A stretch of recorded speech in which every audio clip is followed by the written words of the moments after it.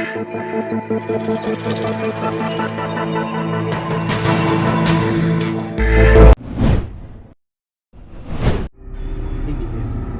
સાહેબ, આપને આજ પછી અમે નહીં કહીએ, જે લગત અધિકારીને અમારે આવેદન દેવાનું હોય તો અમે અહીંયા તાલુકામાં દઈએ તો મામલતદારને દઈએ, મામલતદારે એને બોલાવી દેવાનું.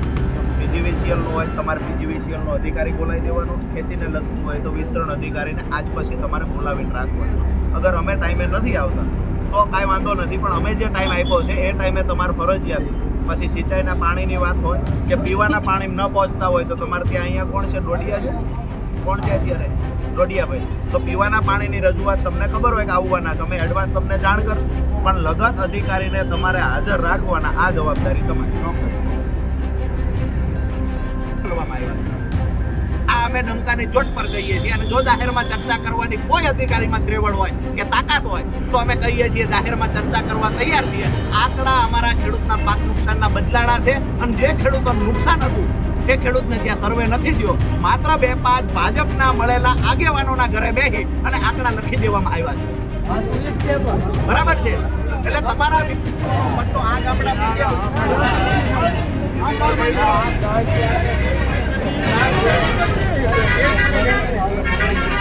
પાણી છે આ લોકોને, તમારે ત્યાં સંપતો છે ને સાહેબ. આજે તમને કહીએ છીએ તમારે રોજિયાત ફોન કરવો હોય કરી દો, બીજા કરવો હોય કરી દો. આ લોકો ત્યાં 2 દિવસમાં ટેન્કર ચાલુ થવા દો. કામનું લિસ્ટ તમને અત્યારે આપે લખી દો. તમારો માણસ લાવો લખવા, લાવો એક ફાઇલ બોલાવો લખવા.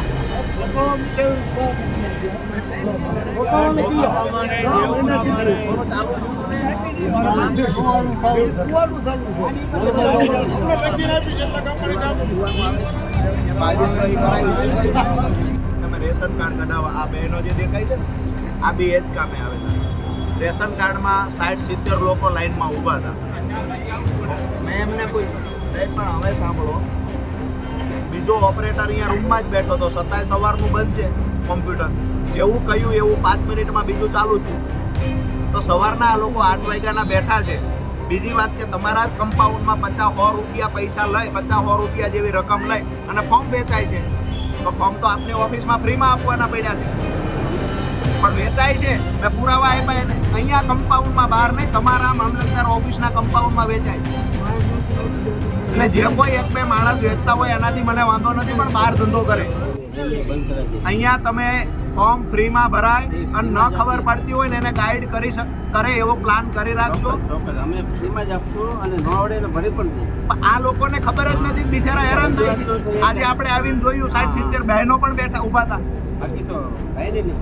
એટલે એક સિસ્ટમ સુધારો કરાવી દેજો. ફરી વખત અમે આવશું તો તમને મજા નહીં આવે.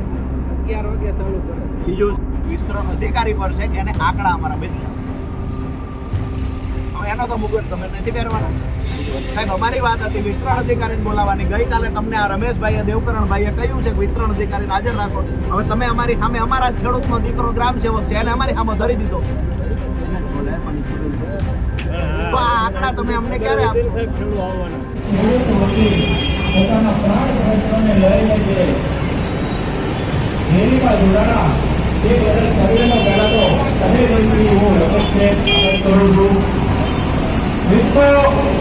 અમે જે લઈને નીકળ્યા છે એ આપણા જગતના કાંઠ એવા ખેડૂતના જે પ્રાણ પ્રશ્નો છે, એમાં ચોટીલા વિસ્તારના ખેડૂતો જે રાત દિવસ મહેનત કરી અને પોતાના કિંમતી સમય અને કિંમતી પાક જે પકવે છે અને જેનો યોગ્ય કિંમત નથી મળતી, એના કારણે આજે ચોટીલાના ખેડૂત દેવાદાર બની રહ્યા છે.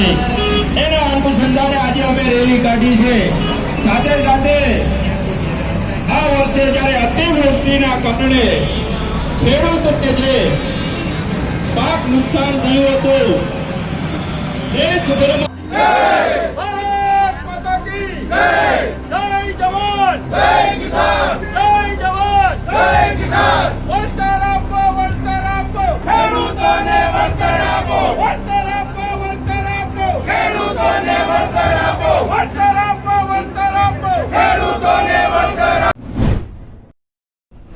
ખેડૂતો માટે ન્યાય યાત્રાની વાત કરવામાં આવી અને જાહેર આમંત્રણ આપવામાં આવ્યું ત્યારે જે હું નજર સામે જોઉં છું તો મોટા ભાગના નેતાઓ માત્ર ને માત્ર આમ આદમી પાર્ટીના છે. આ સિવાય કોઈ પાર્ટીને ખેડૂતોના હિતમાં રસ નથી.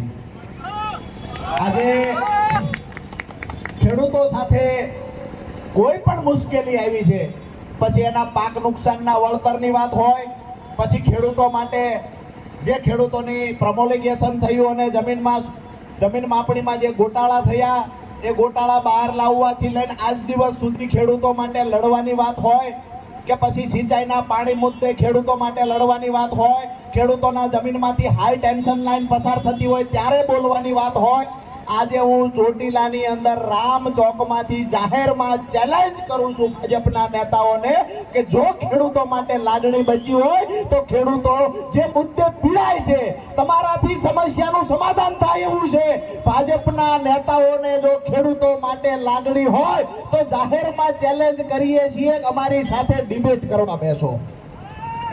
ખેડૂતો માટે તમે જે કર્યું છે આજ દિવસ સુધી ચોટીલાની અંદર 14,000 કરતા વધારે ફોર્મ પાક નુકસાનના ભરાણા, માત્ર ને માત્ર 500-600 ખેડૂતોને સહાય ચૂકવવામાં આવી.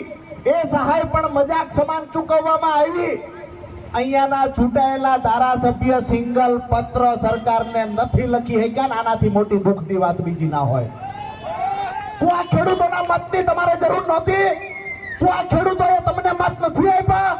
આજે પીજીવીસીએલ નો કોઈ અધિકારી છે ખેડૂતના ખેતર જઈને ખોટા દંડ ફટકારે છે, તમારા મોઢામાં મગ ભરેલા છે. તમે અહીંથી ચૂંટાઈને ગયા છો ખેડૂતો માટે, ક્યારેય કાંઈ નહીં બોલવું, ખેડૂતોના હિતની વાત ન કરવી, વિધાનસભામાં ચોટીલાના મુદ્દે, મૂળીના મુદ્દે કે થાનગઢના મુદ્દે નહીં બોલી, જે મૂક પ્રેક્ષક બનીને તમે વિધાનસભામાં ખેડૂતો સાથે જે મજાક થઈ રહી છે એને તમે જે જોવો છો, આવનાર સમયમાં ચોટીલાના ખેડૂતો તમને જડબાતોડ જવાબ આપશે. અહીંયાથી આજે જે મેં પહેલા પણ કહ્યું કે જ્યારે જાહેર આમંત્રણ આપવામાં આવ્યું તો હું કાયમ માટે રાજુ કરપડા આજે જાહેરમાં જવાબદારીપૂર્વક મારું એક નિવેદન આપું છું કે કોઈ પણ પાર્ટીનો માણસ, કોઈ પણ ખેડૂત સંગઠન જ્યારે ખેડૂતોના હિતની વાત લઈને નીકળશે ત્યારે હું આમ આદમી પાર્ટી કિસાન સંગઠન એ તમામ સંગઠનોની સાથે ઊભા રહેવાની જવાબદારી લઉં છું.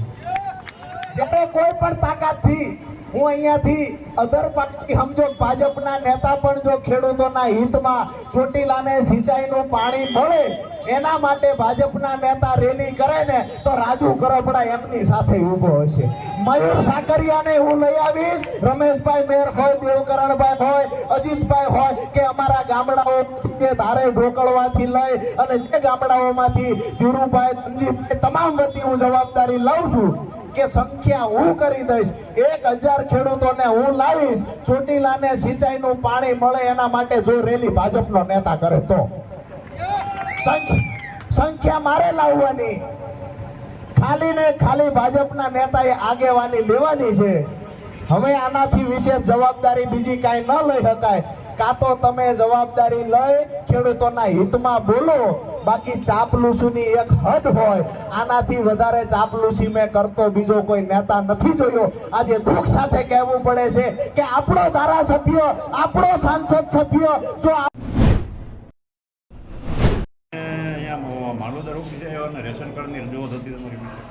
આજે અમે જ્યારે અહીંયા બીજા કામથી મામલતદાર સાહેબને આવેદનપત્ર ખેડૂતોના મુદ્દે આપવા આવેલા, અમે જ્યારે અહીંયા મામલતદાર કમ્પાઉન્ડમાં આવ્યા તો ખૂબ મોટી લાઈનો, 100થી વધારે બહેનો અને ભાઈઓની લાઈન જોઈ. અમે એને પૂછ્યું ખરેખર કેટલા સમયથી તમે અહીંયા ઊભા છો? સવારે 6 વાગ્યાથી લઈ અને રેશન કાર્ડની અંદર સુધારો કરાવવા માટે બસ મોટી લાઈન કરી અને ભાઈઓ બહેનો ઊભેલા. બપોરનો 1 વાગ્યા જેટલો સમય થયો હતો. ઘરે બહેનોને રસોઈ બનાવવાની હોય તેમ છતાંય કાખમાં નાના નાના બાળકો લઈ અને બહેનો અહીંયા ઊભા હતા. જ્યારે અમે પૂછ્યું તો અમને જાણવા મળ્યું કે અહીંયા 100 રૂપિયા, 200 રૂપિયા, 50 રૂપિયા જેવી રકમ લઈ અને મામલતદાર કમ્પાઉન્ડની અંદર જ કોઈ ફોર્મનો વેપાર કરે છે. ફોર્મ ભરવાની મદદના નામે 100-150 રૂપિયા ઉઘરાવે છે. જ્યારે અમે મામલતદાર સાહેબની અંડરમાં એટલે કે પુરવઠા વિભાગ જે નાયબ મામલતદાર છે એને જ્યારે આ રજૂઆત કરી ત્યારે એની પાસેથી પણ અમને જાણવા મળ્યું કે એ સાહેબ આનાથી વાકેફ નહોતા.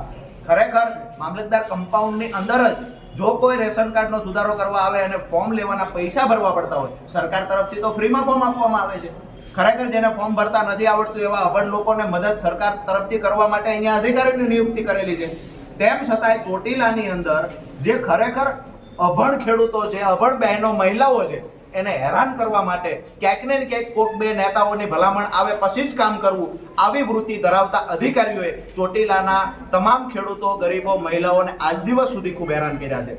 આજે અમે જ્યારે રજૂઆત કરી તો 5 મિનિટમાં બીજું સેન્ટર ચાલુ થઈ ગયું રેશન કાર્ડ સુધારવા માટેનું. મતલબ સાફ છે કે સવારે 6 વાગ્યાથી બહેનો લાઈનમાં બેઠા છે, માત્ર એક જ ઓપરેટર હાજર હતો.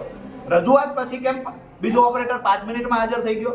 મતલબ અહીંયા ને અહીંયા કોઈ તો ઓપરેટર હતા જ. જાણી જોઈ અને ખેડૂતોની બહેનોની લાઈનો ઊભી કરવામાં આવે છે. અમારી રજૂઆત આજે મામલતદાર સાહેબને છે ને ડીસીને છે કે આવનાર સમય આ તમને અમે ચેતવીએ છીએ, આવનાર સમયમાં જેવડો મોટો કાર્યક્રમ કરવાનો થશે એટલો કરીશું. આ જે લાઈનો લગાડવાના ધંધા જે સરકારે આદર્યા છે અને તમે પણ એને અનુલક્ષી જાણી જોઈ ઓપરેટરને ગેરહાજર રાખી અને માત્ર એક સેન્ટર ચાલુ કરી અને જે હેરાન કરી રહ્યા છો આ ધંધા બંધ કરજો.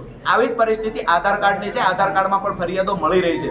માત્ર ચોટીલામાં 1.5 લાખ કરતાં વધારે વસ્તી છે. તેમ છતાંય માત્ર ને માત્ર 3 સેન્ટરો છે કે જ્યાં આધાર કાર્ડના સુધારા થાય છે. તો એની પણ રજૂઆત કરવામાં આવી છે કે આ સેન્ટરનો વધારો કરવામાં આવે, એન કેન પ્રકારે ચોટીલાની જનતાને જે પરેશાની થઈ રહી છે એમાંથી એને મુક્ત કરવામાં આવે. રાખવા માટેનો જે કેમેરો હતો આ કેમેરો પણ અમને દેખાયું કે નીચો કરેલો છે.